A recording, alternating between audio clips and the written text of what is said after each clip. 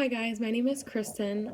My topic for my first discussion post is culture-bound syndromes.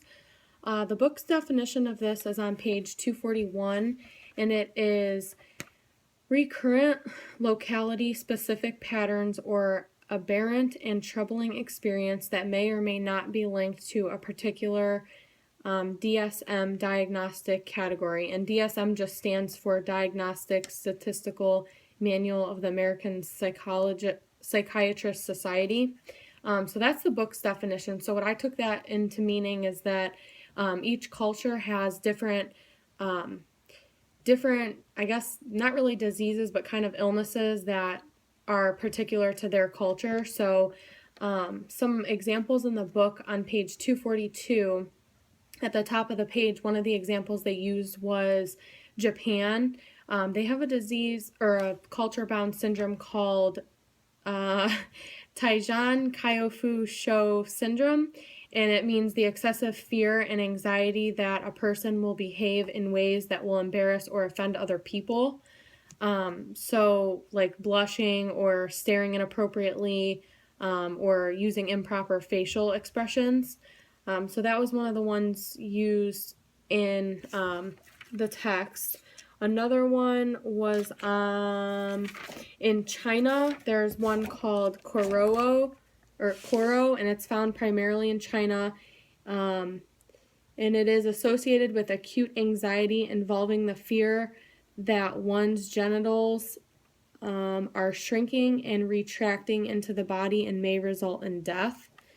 So that's just one that another one that they used in the book.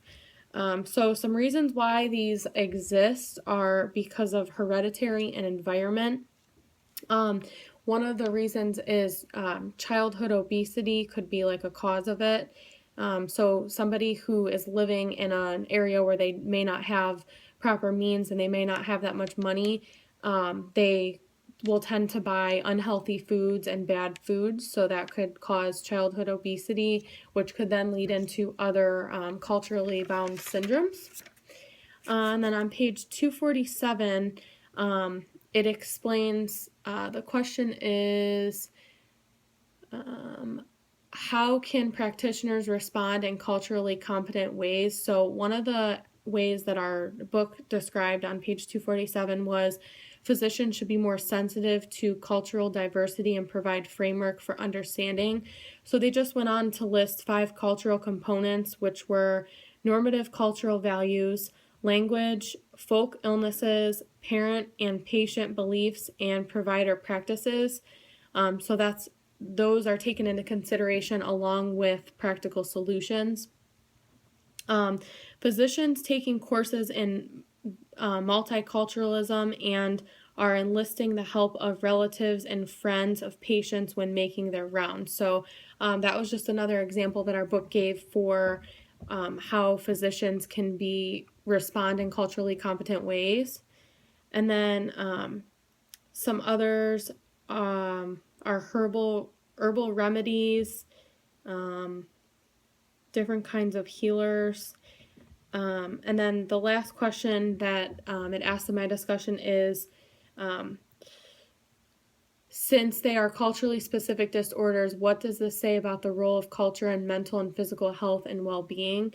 So since they are all different, this means the role of the culture in mental and physical health is more important than we think. So I just think it's important that we realize that each culture is different, and there's certain cultures that are more adapt, I guess, to certain illnesses. So, let's say we have an illness here, it might not be the same as it would be in China or Japan, like I listed earlier. Obviously, I've never heard of those before, so I don't really think that's something that we have. So yeah, cultural bound syndrome is just different sicknesses or illnesses that occur within somebody's cultural community. Thank you.